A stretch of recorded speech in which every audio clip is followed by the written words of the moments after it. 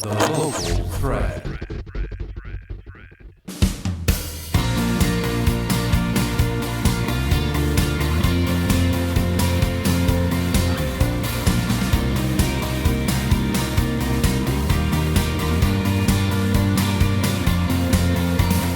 Hello and welcome to TPS Proud Out Loud.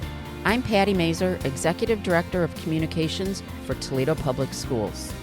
Today we are going to talk about a topic that research consistently shows makes one of the biggest differences in student success. But it often doesn't get enough attention, and that is parent and family involvement in a student or child's education.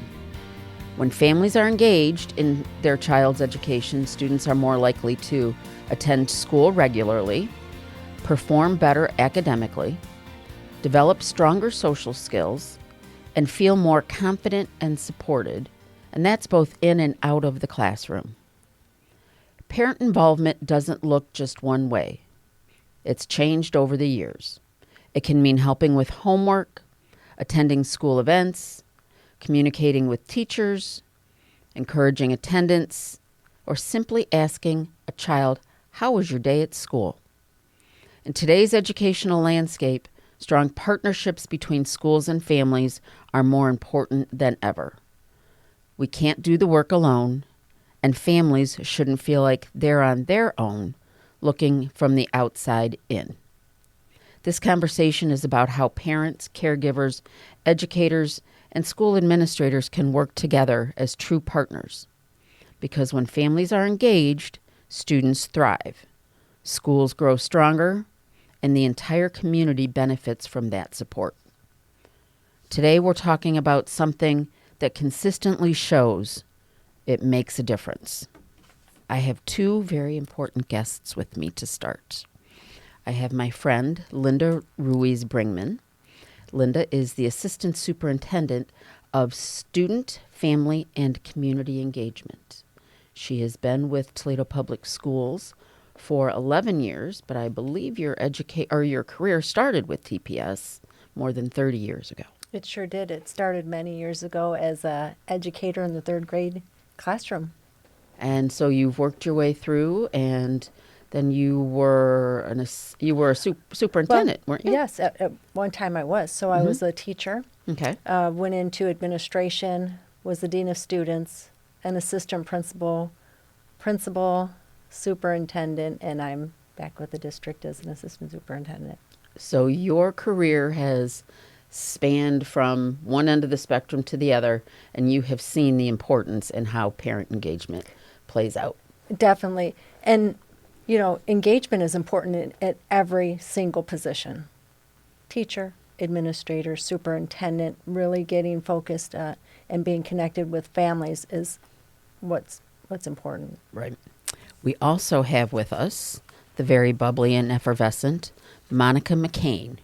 Monica is the Special Education Parent Liaison through the Office of Supports for Students with Disabilities. She's been with TPS for 10 years, but in her current role for the past 6. Tell us a little bit about how you got started in the field of education. So I would like to think that my first foray into education is having TPS Proud students, right? And so my oldest son, who is 18, is a child with disabilities. And so my first foray into education was really navigating life with him as a student with disabilities. And so I stayed home for a long time as a parent, and then I joined TPS. I long-term substitute taught for a while, and that was really provided a lot of flexibility having a child with a disability. So that, worked for me. And then I moved into my role now supporting parents of students with disabilities in our school district. And so it feels like it's not work because it's germane to who I am as both a parent and as someone who's been in education to kind of help parents navigate spaces that feel so sometimes not familiar. And that's an awesome way to start. Again, especially since you both had the education and the experience in the classroom. So, Linda, in the work with your department, talk about what you do to get parents engaged and how the efforts of our schools, what we're doing at the schools, and how it can really range from one end of the spectrum to the other. It sure can, and I like the way you put it, engagement. We have a lot of involvement. We have a lot of activities going out there in the buildings. You have your math nights, you have your sporting events, things like that. But truly engagement is where it's at to make a difference in our students' lives so that as you said, they do better educationally and they want to attend. They're having a good time. So what are we doing? We're working with the buildings to help make those connections and bridge those gaps between families, community, and the school. So, for example, we have our PTOs and our boosters throughout the district. We work with them to build that bridge and make connections with the educators in the building. So when the educators and the families are working together with the PTOs and boosters, it's a thriving building. And I always say that a strong PTO, strong booster group makes for a strong school. So that's one example of how we are trying to get engagement between the school and the parents. And it goes beyond just parents, right? We have a lot of community groups that are involved in our schools and support our students. Oh, we definitely do. And we couldn't do it without our community partners. We do have a lot of community partners, literacy groups, volunteers out there who are helping our schools. So if anybody wants to get involved, I would make a connection with your local school and say, hey, how can I help? And there's various ways to do that. Absolutely. And we've seen that over the years. We work with Partners in Education, and they do leadership training. And part of that leadership training is they adopt a school, they travel around the community, and every year they end the event by bringing the superintendents together from different districts, pose the same questions. And sure, Dr. Duran always has a little bit of a different spin, but it's interesting to see how our outlying districts, our friends in the suburbs, are starting to see and face a lot of the same challenges that the big urban sees that we're seeing, and how everybody is working together to make sure kids are still successful in the classroom. Monica, how do you see that as part of your role? Do you see not just families, but you see community partners as well engaged in the work that you do? Absolutely. So a lot of our work with families in the district, families don't just come to us about TPS-related things. They'll say, Ms. McCain, do you know a resource in the community for XYZ? And so it is so important that we have relatable touch points for families so that, hey, yes, we can solve this problem at school, but here is how we can mitigate some things or some barriers that you're experiencing at home by being connected to the community. So that looks like a number of organizations, whether it's United Way or the Ability Center or any number of places where parents can say, hey, how do I make this circle round for my student? And so that's where we step in and provide that community resource to our families. And education, when, we've talked about this now for the past several weeks, it's a big business. It's an animal. It's a beast, right? There's so many different things, and people can get lost and overwhelmed by it. So having the fact that there is advocacy available for families, I think is so important to know. Monica, you said when we first sat down that I talked about how I look at your position sometimes as Sherlock Holmes. You are presented with a question from a parent or an issue, and you have to do some research. You have to do some phone calls to people who might not be very happy about a situation.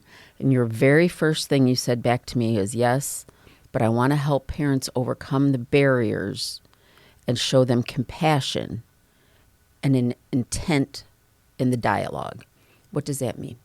So when you have a student with disabilities, that may present another layer of vulnerability for your family and for your student.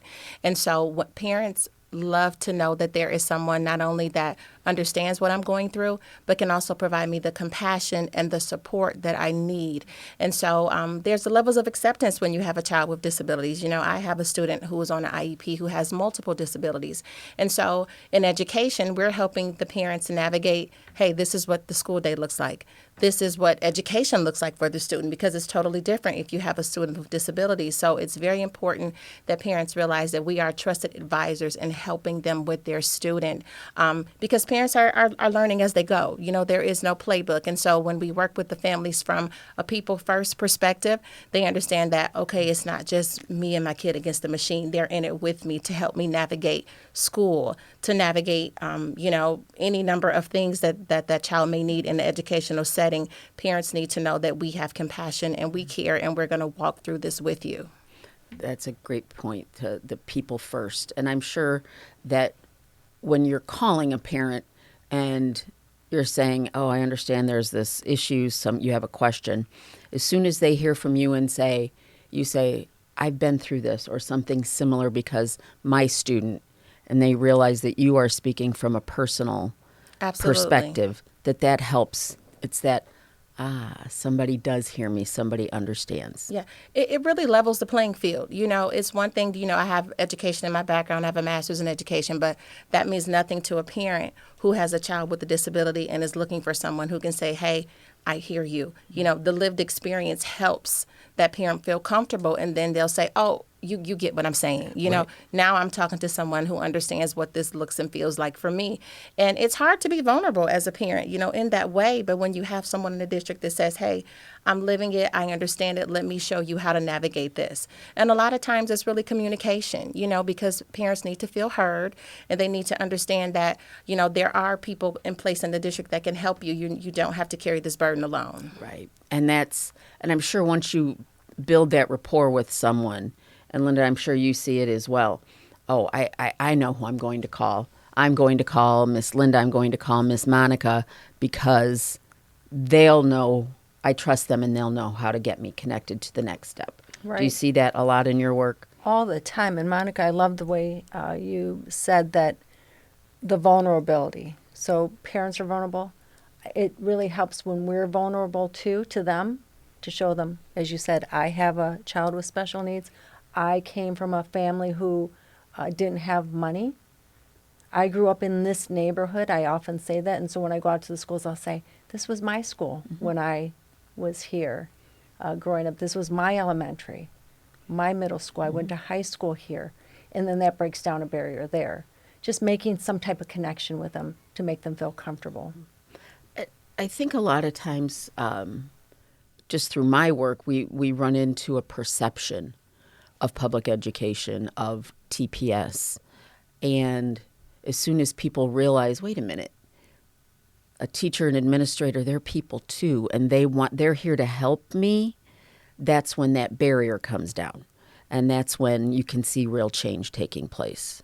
Absolutely. I like to say that in public education, we exchange trust. That's our currency. You trust your students with us. You trust us to care for them. You trust us to look out for their best interests. You trust us to bring them to educational success. So, we don't exchange dollars in public education. We exchange trust with parents. They trust us with our students. We trust the parents are doing their best job, and then we all work together collaboratively for the family. So if we have a parent who has a question, has a concern, and maybe they've gone to the school to be, for help, but they still don't feel they're being heard, what's the best thing they can do? So I always start at the micro level, like you said. So we start with the teacher first. If we have a parent that reaches out, we'll have you share these concerns with the teacher. And when we're talking about a student with disability, if we haven't, if the parent says, no, Ms. McCain, that's a roadblock, I'm not getting anywhere, then we'll pull in conversation with the SAC director, our special education directors. And I work very closely with them to try to mitigate issues or concerns with families. So I always like to tell families, it's not a brick wall if you and the teacher are having difficulty communicating. Let's keep talking, and let's get some other players at the table to talk, because we can connect the dots, but communication is key. And I would think that, again, going back, especially if a family that has a student with a disability, that's already an extra burden, already an extra barrier. So what do you do to make someone that feels, wait a minute, this is way over my head, I'm done, I'm not going to do this, I'm done fighting the fight? How do you step in to make sure that student's needs are met? So the most crucial thing is listening to the family, listening to the parent, because when you listen, I like to call it active listening, you can pull out the pieces and sort of kind of figure out, okay, this parent is having apprehension because of X, Y, Z, or this is what has happened in the past, or this is an experience that someone in their family has experienced. And so you can kind of break through, some of those barriers to say, okay, this is what I'm hearing. I always like to ask parents, if I'm hearing you correctly, you're saying this. And then I'll say, well, this is how we can get the intended outcome. So school psychologist has had conversations with you and you don't feel comfortable.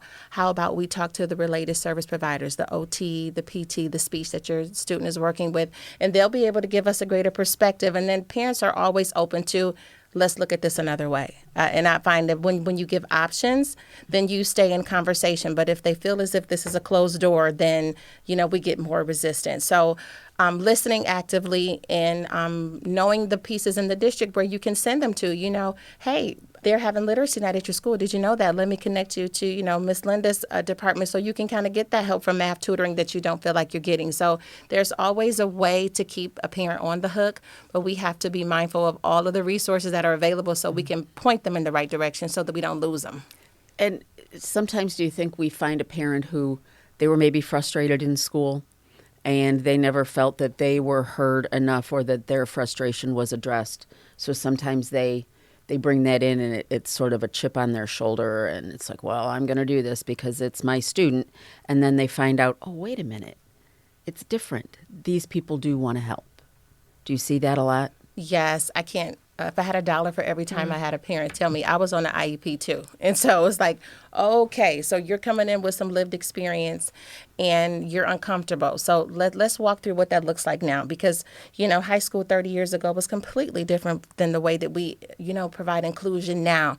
Accommodations, 20 years ago are completely different than what we do now. So let's alleviate that resistance by telling you, hey, this is what we have to offer. This is what our continuum of supports looks like. And then that helps change their perspective. Linda, in your work, and I know you go to a lot of evening meetings, parent meetings, and events. Is that what you run into? And do you find as soon as you can find that common ground with someone and make the suggestion, let me walk you through this and help you through this? Definitely. When they know that you're going to go through it with them, side by side, let's go through this together. We can do this. That wall is broken down. I've seen it with attendance. I've seen it with high school parents who have high school students and they're this close to graduate, but they don't know what to do. Mm-hmm.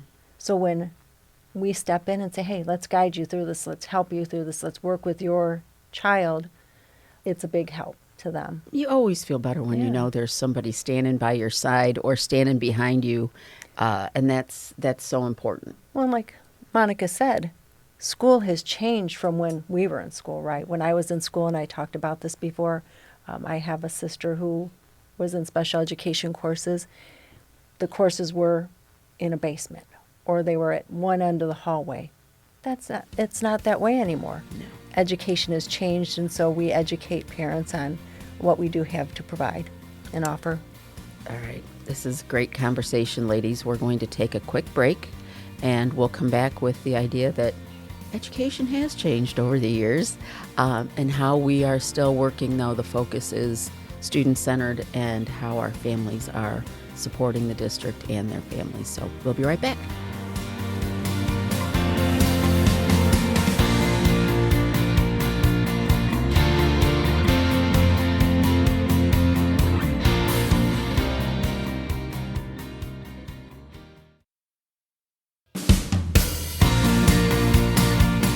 Welcome back to TPS Proud Out Loud.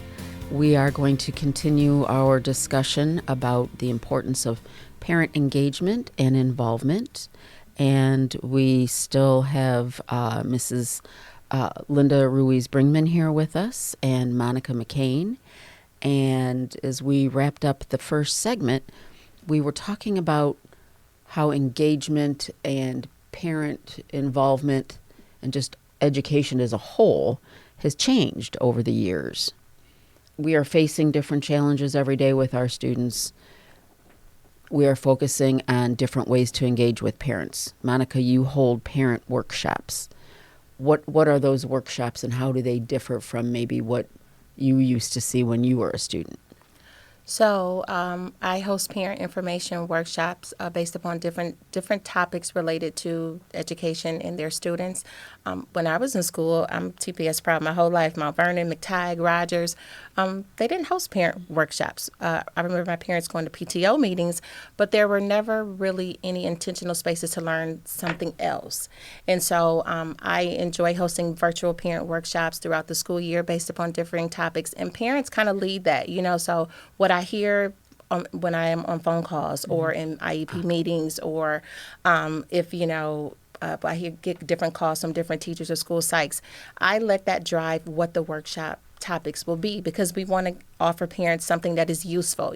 I can think, oh, this is important, and parents have no interest in that.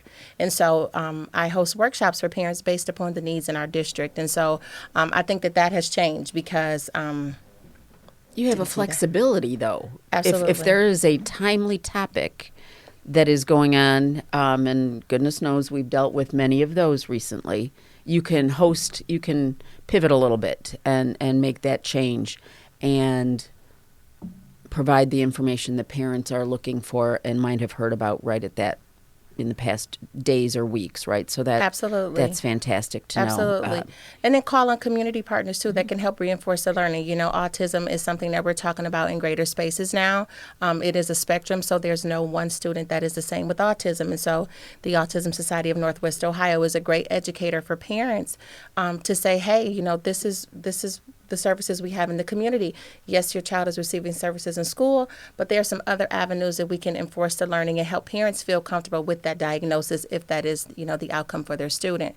And so there's just a number of ways that parents can get information fed to them, reinforced to them, and sometimes that looks like a post on social media with a link that says, here, hey, this is how, you can engage in this space. And so I think family engagement has evolved. It's not just showing up for a parent night, but it's a Facebook post. If you interact with that post, we've engaged you in some way. And that's so because our parents are juggling so many different things, right? Life is so different again, right? There's been that change, but just enough to, like you said, click on a Facebook post, look into, follow us on Facebook, follow your schools on Facebook, and be able to say to your student, hey, I saw yesterday the zoo came to visit your classroom.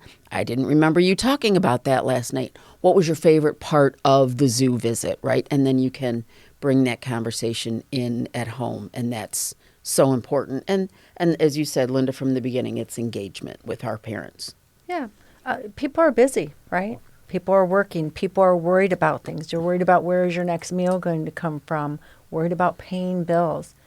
A family evening night, it's not that they don't want to come sometimes. It's sometimes that they just aren't able to be there, right? So let's engage them in other ways. Let's do some nice social media posts to show them what's going on in our schools. Let's give them a call. Right. Make it personal contact. Make 2 calls a week from somebody, 2 of your students in your classroom. Send a note home. And it's those personal contacts Absolutely. that make them show that you care. And that's what we just did a survey, and that's what parents want to know. Sure, they want to know what's going on in the big world of TPS or their school, but what they really want to know is what is going on with my student in Ms. McCain's class. Absolutely. So is it just that, again, the picture from a zoo visit, or a quick note home, or a text or an email that says, hey, Linda was great today. She got an A+ on her math test. What does that do for parent engagement? Well, you were talking about how we build, that's our money, building engagement. And sometimes we don't see the rewards of that till way after, the kids are grown. I was just at a basketball game last Thursday. And a mom came up to me from when a child was in my 3rd grade classroom and updated me on how the kids are doing and what's going on. Now, those are the rewards, right? When we get to see that. That's amazing. I walked into an elementary, and the woman behind the desk, the receptionist, said, Mrs. Bringman. As soon as I heard her voice, I knew that who she was, and her child was one of my students. Now, that's where it all pays off. Right.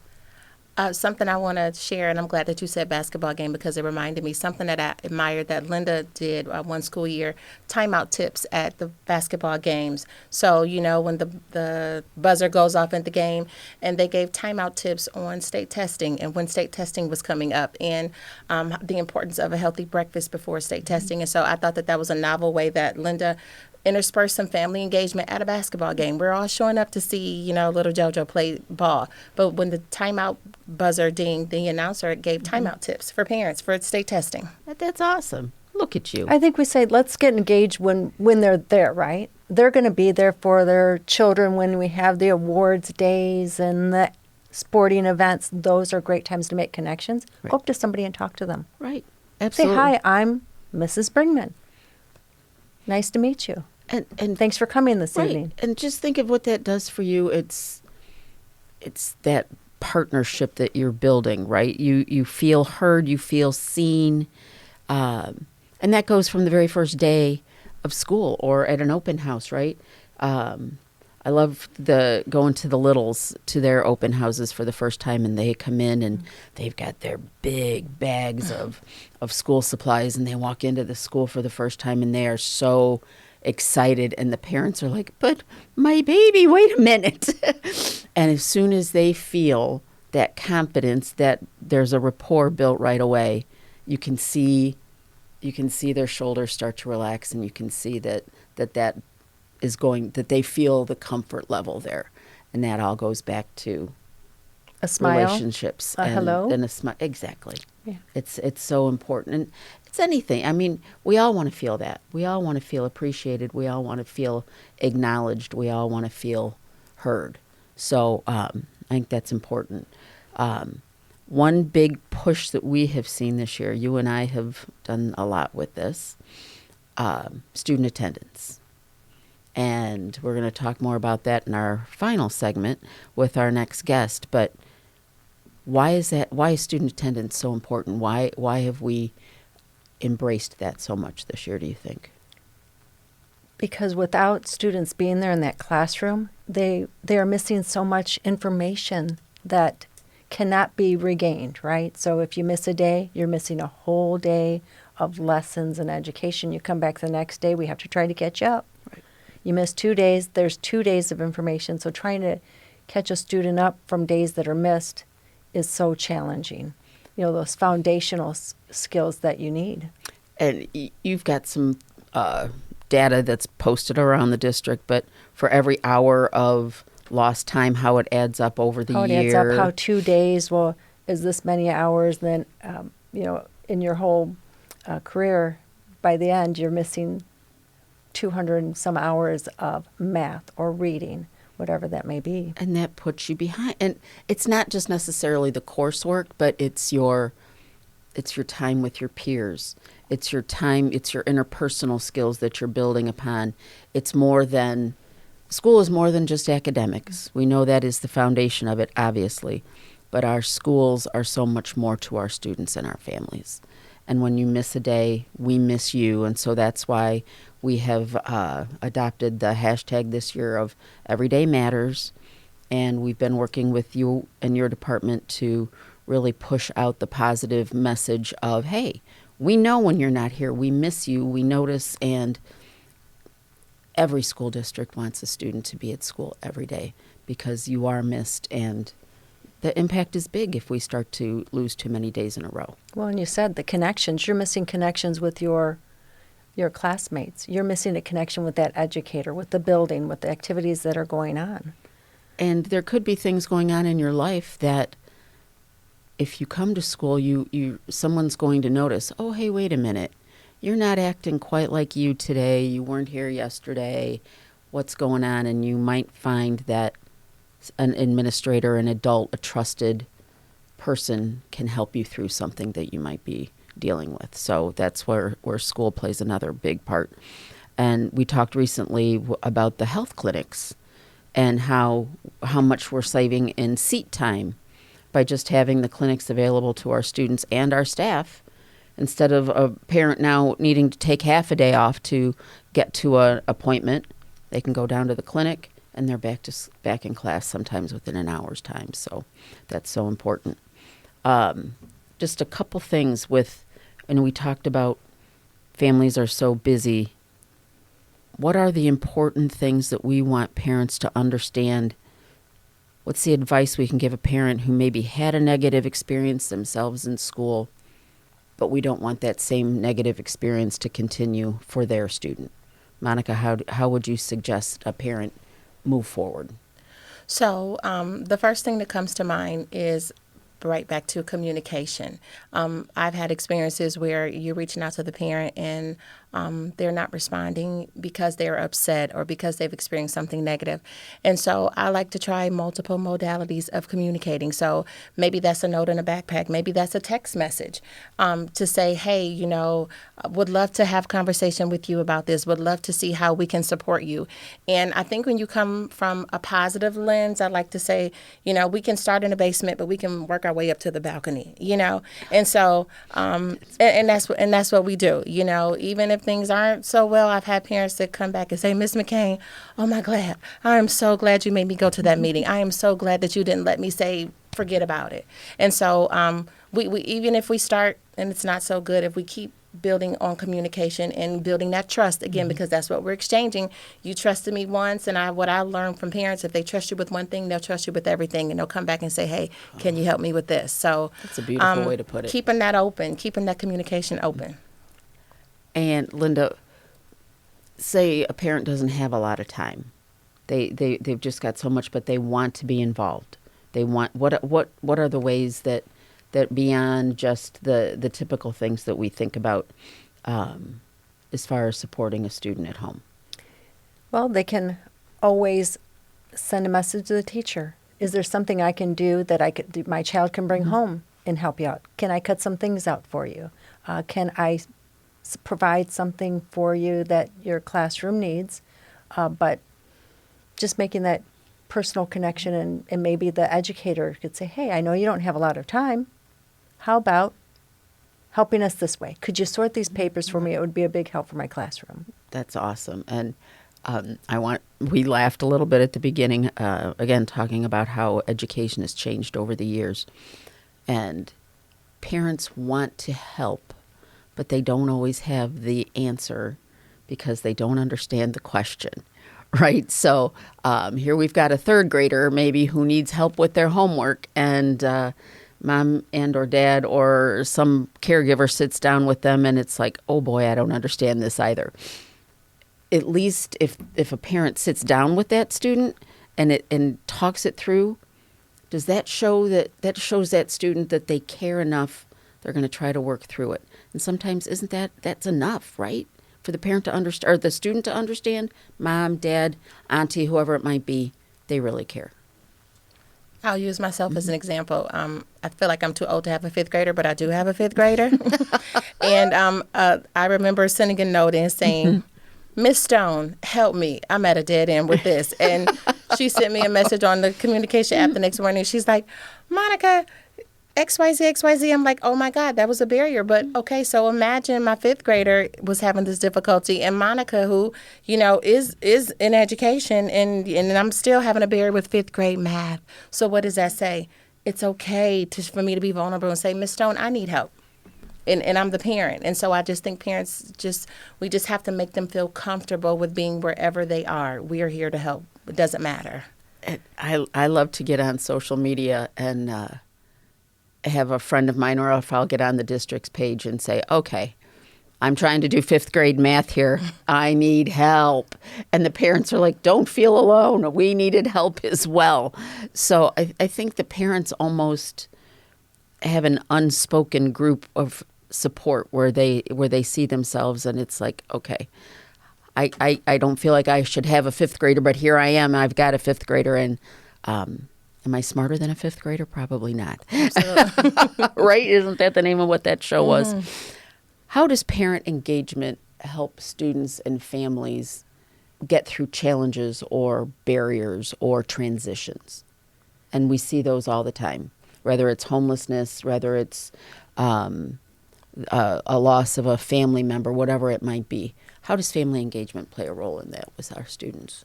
So I think that it builds the students' confidence when their parents are engaged and involved with them, because the student doesn't just feel like, well, it's just me. When mom or dad or auntie or, your great grandma, because there's a lot of great grandparents raising children too.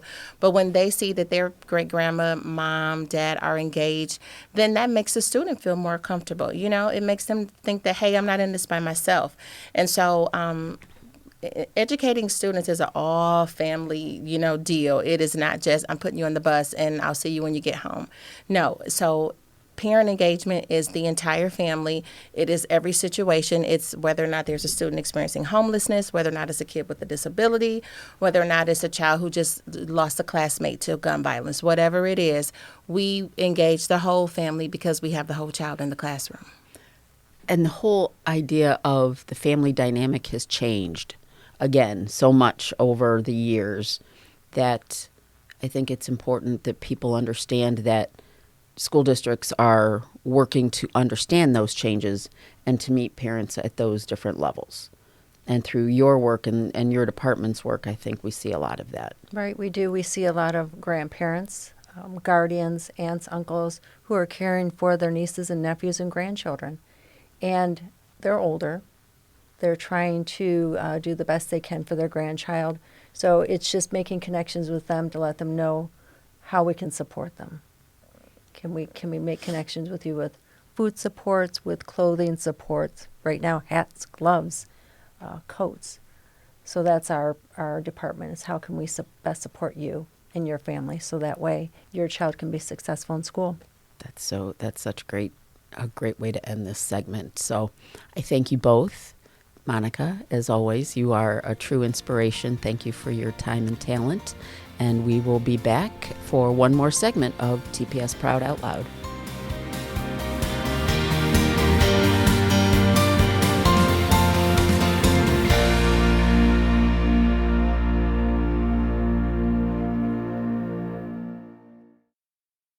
And welcome back to TPS Proud Out Loud. We are continuing our discussion about the importance of parent engagement, parent involvement, and we have a new guest with us, someone who is very critical in this work with how we are doing things with Toledo Public Schools and our parent work, and that is with Miss Joanna White. And we still have Mrs. Bringman here with us. Mrs. White is a Toledo Public School parent, PTO leader, and Parent Congress district representative, and as Linda said when we first sat down, just an overall good person who does whatever we need her to do. So thank you for joining us. I'm happy to be here. You're too kind. You have two beautiful daughters who come to our board meetings when you present. They're just such pretty young ladies and always respectful, and you can see that comes from your influence. So let's talk about you and your influence at the school. Your daughters attend what school? Ella P. Stewart Academy for Girls. And you've also had students at Jones Leadership Academy, correct? Yes, I had two daughters graduate from that school. And you're still very active at that school. Yes, I am. So you have two students at a different school now, but you're still very active at the first school. Why is that? What is that connection to Jones that keeps you involved? The community, the students, they need parents to be active in the school. They are happy when they see us come into the building and show that we care about what they're doing. So you've heard the conversation, the interviews that we've gone and had here today. What do you take as the biggest bit of advice that you can give a parent when it comes to, yeah, all right, I've got some time. Maybe I can go over to the school once a week. Why would I want to do that? Why would I want to give up that hour? Because it lets your child know that you care about what they're doing and what's going on in their building. Do you think that work not only shows a difference for their student, but the school itself? Do you think the administrators feel that support? Other students feel the support when they see parents coming in? Oh, I absolutely do believe that the administrators, the teachers, even the lunchroom staff, they all appreciate when the parents walk into the building to help volunteer, just to support them in what they're doing. And the students, they love seeing us. They even call me Mama White, you know. And do you have the same sort of involvement over at LP, I'm sure? Yes, I do. Yeah, that's awesome. The work that you, as a parent leader at Jones, you started a hygiene drive, hygiene product drive for young ladies. We were seeing young ladies were missing school for various reasons, and you were like, wait a minute, I can help with this. I can tackle this. Talk about what you have done with that program and why it's still so important to you. Well, we have a hygiene pantry, a free hygiene pantry at Jones Leadership Academy of Business, and we've had it since the year we were back in school after COVID. Actually, the parents were not allowed in the building at the time, but the principal called me and told me that, like you said, the certain amount of girls were missing the same week every single month, and he asked me, could I help out? And when I did my research, I found that it wasn't just the girls who were missing the school, the boys were missing classes too because of the absence of hygiene items. So each month we try to give away a full month supply of hygiene products, both for boys and our ladies. And they do not have to ask because, you know, there's some embarrassment about needing those items. So we make sure that those items are delivered and distributed in a very discreet manner. And that is something that I'm sure a lot of folks would not even stop to think about, how that could impact a student's self-confidence, their attendance, and it goes back to the importance of attendance.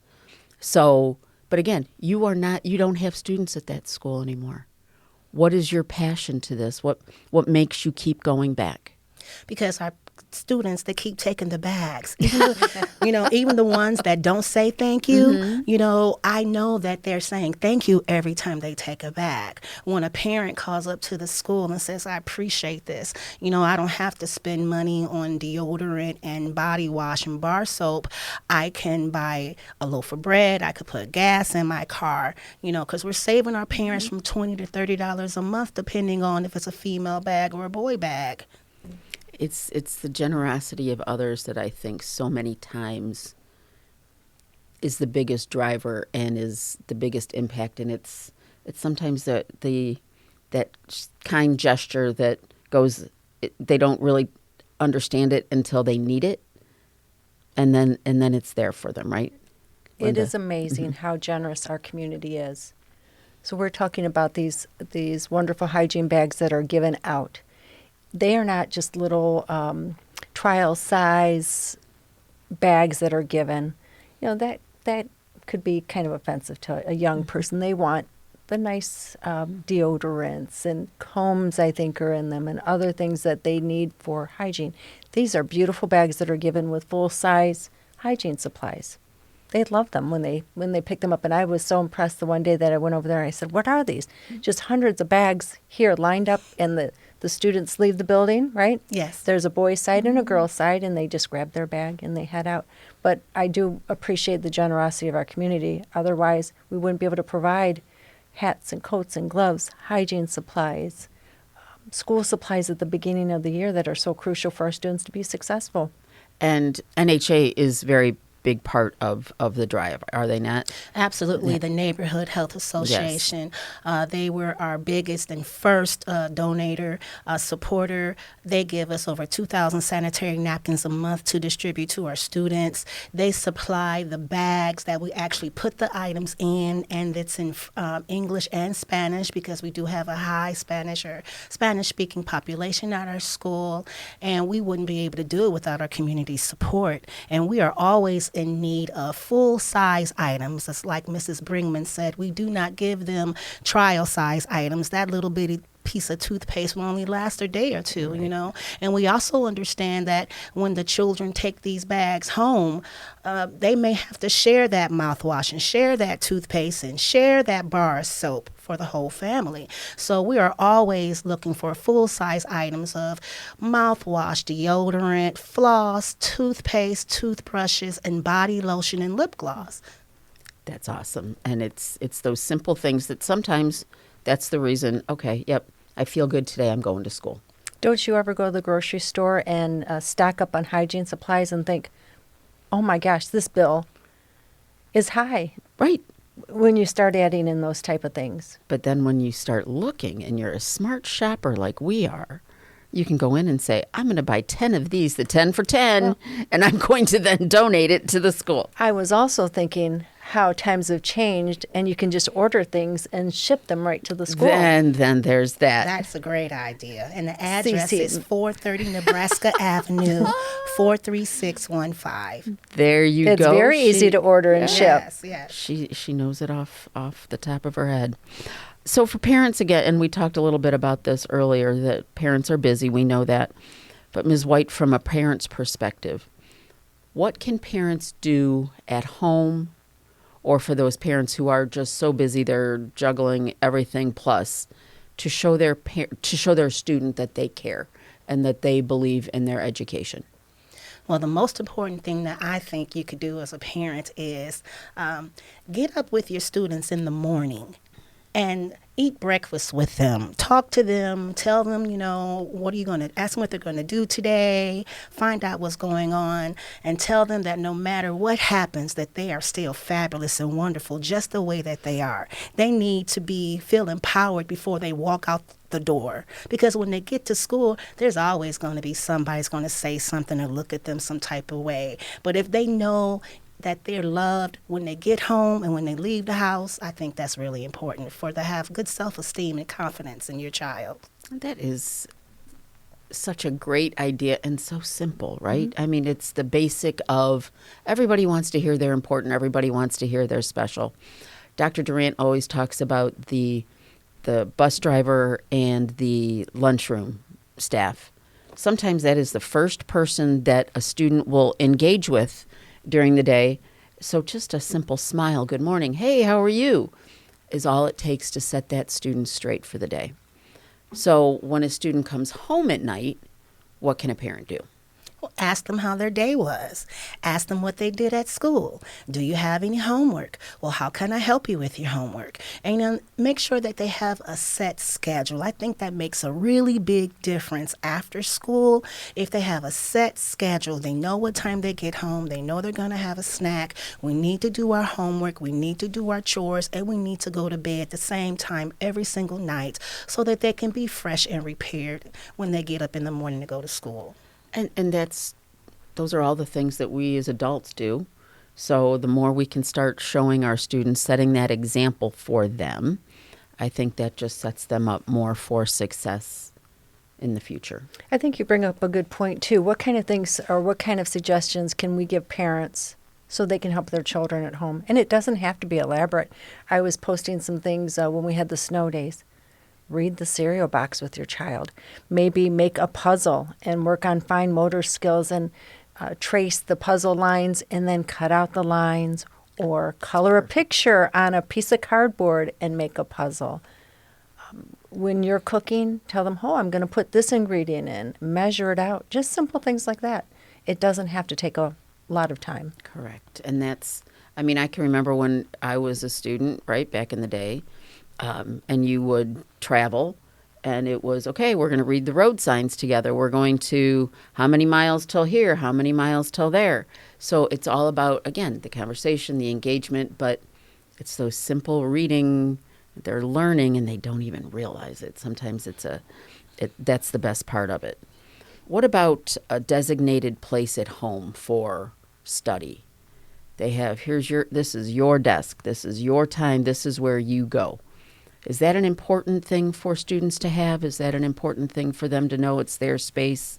I think so. My children, they know that they have to do their homework at the kitchen table, right? And the reason we chose the kitchen table is because I'm right there if they need me. You know, I feel like when my older daughters, they studied in their room all the time, I felt like I was not connected with them and they weren't connected with me. And maybe they were goofing off and wasn't doing what they were supposed to be doing. So I do think it's important that they have a certain space that they have that's just for them. And it goes back to, right, the kitchen is the hub of a house, and your kitchen table is where so many things go on.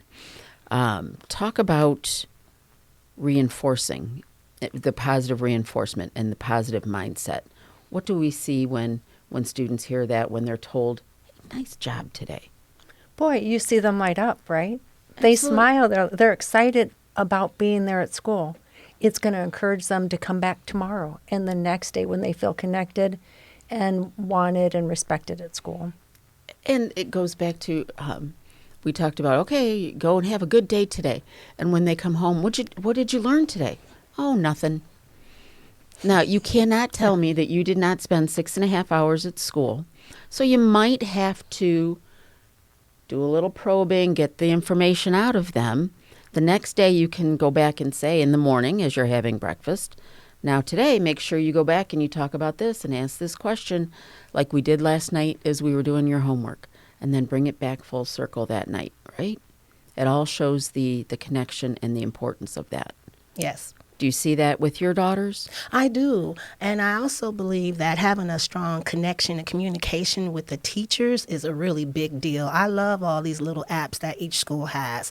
Our school uses Dojo, and my students' teachers are awesome with communicating with me. They let me know when a test is coming. And then like 2 weeks ago, the teacher just called me in the middle of the day so my daughter could tell me that she got an A+ on her social studies test. You know, we had been struggling with that for a while, and I was communicating with the teacher, letting her know our struggles. And so we are supporting my daughter both at school and at home, because the teacher is saying, yeah, you did a great job. You can call and tell your mom. And when she called me, I jumped up and down and screamed on the phone for her. And that makes my daughter want to try and study that much more, because they do want to please us. For sure. And then think of how exciting that was when she came home that night and you were still so excited about it. That's an awesome touch, that extra little touch point from the teacher. And that's engagement. Absolutely. Right there at its finest. Mm-hmm. Yes. It's the educator engaging with the student, with the parent, and the parent engaging back. It's those app messages. That way the parent knows what's going on in the classroom, know when there's challenges or when they're doing well. So making those connections is amazing. I want to go back and talk about attendance, because I know I've seen you both. If anybody follows TPS on Facebook, you will see these ladies out at the early hours of the day and encouraging parents with a cup of coffee. Hey, thanks for being here on time today. Thanks for getting your student here on time today. Or those that might be a few minutes late. Hey, you know, it's important for them. We're glad that they're here, but it's important for them to be on time. What are those outreach efforts like? Why are they important? Well, it puts a face to the name. You know, since COVID, for whatever reason, the parents don't want to come into the building. They just drop the kids off and they keep on moving, right? And so when we do these early morning, yay, thank you for getting to school on time, when we have the posters and the coffee and things, it's not just Mrs. Bringman and myself. It's the principal at the school, it's the school nurse, it's the school counselor, maybe a couple of teachers that are coming outside and they are greeting our parents. And now we know that Susie, you're Susie's mom, you know, and I love that, those personal connections. It makes a difference if you know who the person is by face and not just by a name on a piece of paper or a computer. That's so great. Yeah, we want parents to know you're welcome. We want you here. And they love it. How many times have we heard, this is amazing, this is wonderful, and then the parents are smiling. They're having a good experience at that school. Right. And it goes back to the perception, I think, and changing that perception, letting people know students are welcome, we want them, and the parents are welcome. So we have just a couple of minutes left. What is the best advice, Joanna, that you can give a parent for getting involved with their child's education? The best advice I can give a parent is to make sure that you talk to your child and get to know that teacher. At the beginning of the school year, I let the teacher know that I want to know everything.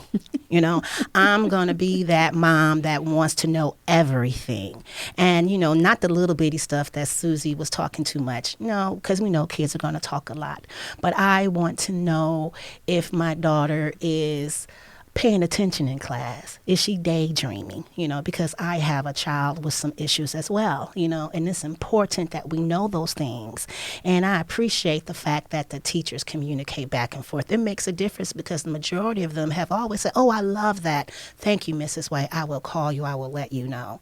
And then letting my daughter know that no matter what she does, I'm there to support her. And then if she fails, it's not her fault, it's mine. Because I didn't do what I was supposed to do as a mom.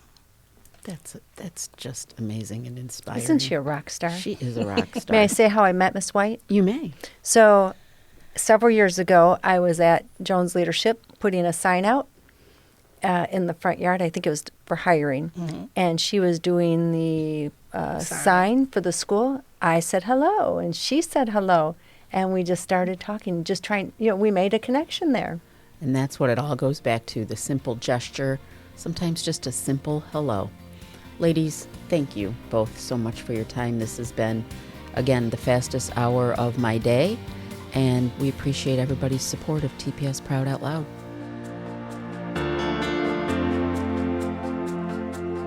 That's a wrap for this week's episode. I'm Patty Mazer, Executive Director of Communications for Toledo Public Schools. I want to thank my guests, Linda Bringman, Monica McCain, and Joanna White. Join us next time on TPS Proud Out Loud.